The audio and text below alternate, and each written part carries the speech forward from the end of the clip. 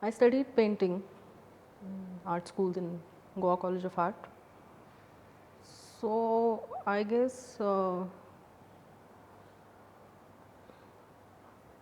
I mean it's a visual medium and I felt interested. I can't really say why, but I was really very curious in photography and cinema, and I did my college in the 80s when I mean most of us didn't really have our cameras, and in college still photography was taught only to applied art students and not to fine art students, and I did fine arts. So I didn't really get an opportunity to touch a camera or go to the dark room, and it was all like from the sides you're watching and you're curious. Then it's only after I graduated that I got my first camera, and yeah, meaning I don't know, I can't really exactly say why and how, but I thought that I'll be interested uh, in putting shots together and something about it which was interesting. Also, I didn't feel very comfortable with how my painting was going. I guess that's also important, that I wasn't really happy and I felt that I'm not really good and my style wasn't quite developed, and I felt really underconfident about painting, and I felt, well, meaning I feel more interested in this medium. That's how I came to cinema.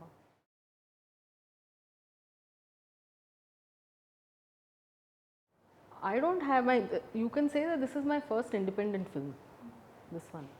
So before that, it was mostly commission work. I did make a short fiction film soon after passing out, and that was done with friends. You know, all of us thought that we'll make a series of short fictions together, and got hold of a 16 mm camera, and you know, we worked for each other and produced that.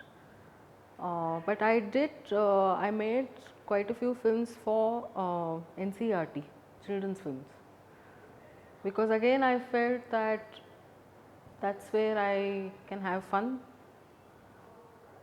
where it doesn't have to be something very serious, and you know. Also in the 90s, uh, when I started working, uh, you you couldn't really, it wasn't easy to make your own film.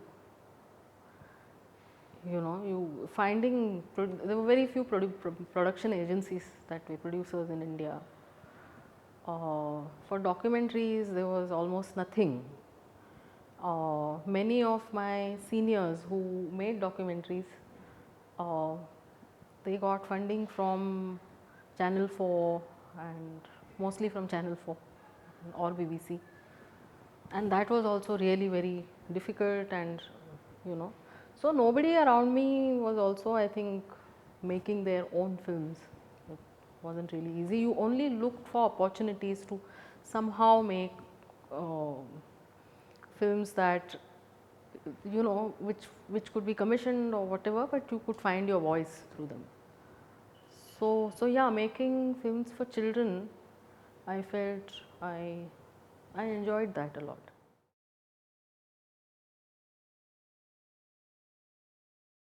This film came about,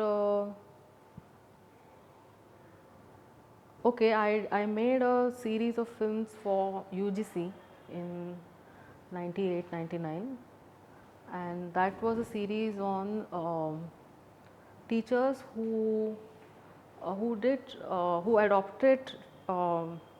different methods of teaching, but in municipal or government schools, because otherwise people who had freedom to experiment worked for schools which were run by people who believed in alternate kind of teaching methodology and all that. Whereas I had met these teachers who were doing something but in a government setup. So I had proposed a serial and that had come through. and I met one of the teachers, Mrs. Waghmare, uh, because I had worked on a film on Dr. Ambedkar as as really an interpreter and research person. So that's how, in fact, I went to Modikhana first. Uh, and he was a German filmmaker, and that was 97, and 50 years of independence, a lot of films were being made. So after going to Modikhana, I was quite shocked that it seemed like I didn't know the place at all. And I'm from Poona, and I was quite shocked. That time, I think that's the first time I felt my caste. Uh, you know, there was no avoiding it anyway, and I I didn't really before that look at myself as a Brahmin, uh, but it was just too obvious. It was in my face, and I met this Waghmare family that time. That's how I got to know Mrs. Waghmare, and uh, so one of the films was on her because she used to teach in a municipal school. So I went there for, I spent some time with the family as well as in Modikhana. I got to know them better, and then I kept in touch with them. So that time Kranti Waghmare, who's one of my protagonists, she was studying in the US. She wasn't around, but she returned in 2002, and I met her for the first time in 2004. And meeting her and her father, and she had just returned and she was quite restless, and she was finding it hard to adjust here again, and so she used to talk a lot about various things. And her father, Mr. Waghmare, who is a self-taught painter, so he used to also chat a lot with me. But somehow we used to, I used to meet him in his studio, which is his, that was their home before, and now they moved to another house. And I used to meet her in the house. And somehow it seemed like both of them had really different ways of looking at things or looking at Modikhana itself. And so yeah, that was the curiosity, and I felt that it would be interesting to for me to explore this neighborhood through their work, and so that's how I decided to make the film.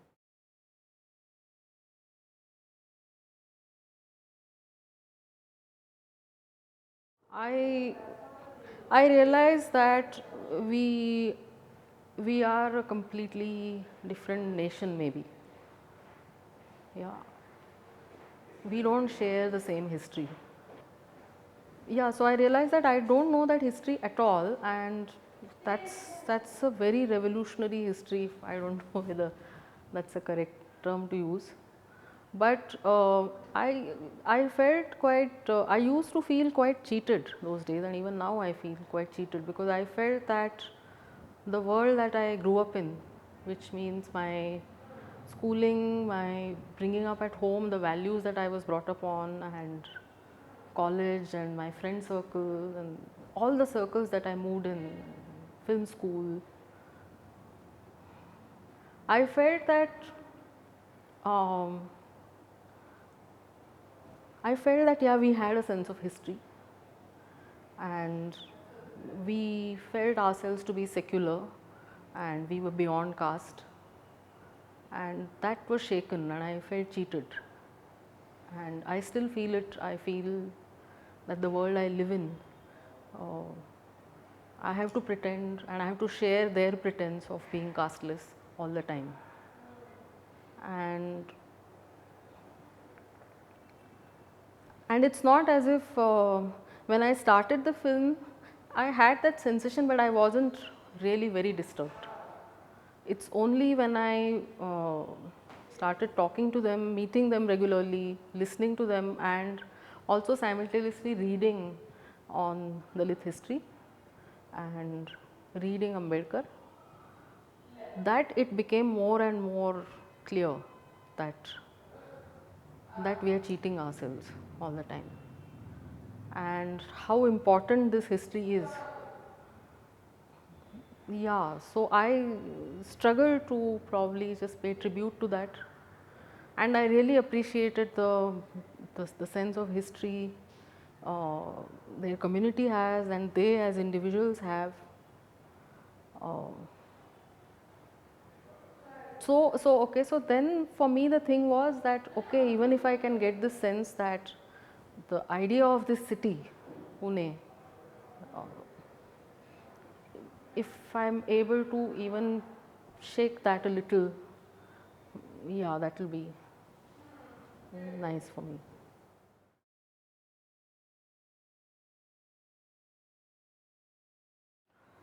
From that family, yeah, well, they were quite happy about the film. I'm not quite sure about Kranti Waghmare herself. She had some reservations about how I've used her paintings at times, etc. But for her father, I mean, he was quite happy. Uh, some people in Modikhana have seen it, and they were also quite happy. People in Poona have had very few screenings in Poona, and yeah, people appreciated it and said it's nice, it's interesting. But I keep feeling everywhere, wherever I've shown it as yet so far, uh, it feels as if people just say nice, and it seems a little exotic and interesting, uh, but it doesn't seem to disturb them that uh, this is something that they hadn't known. And I suppose it's not easy to get that kind of feeling.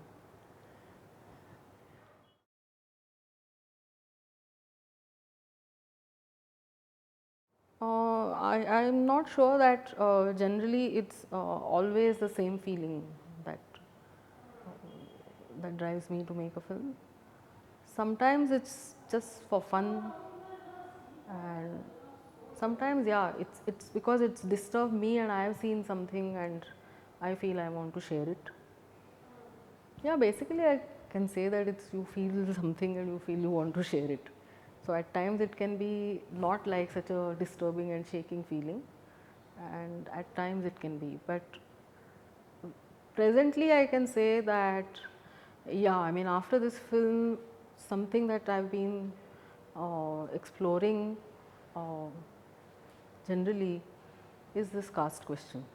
Just now, I'm working on a documentary again, and again based in Pune. And yeah, I do want to once again explore the city and the caste, how the city is organized around caste and caste histories, and that we are different really, that we are not one. Yeah, that.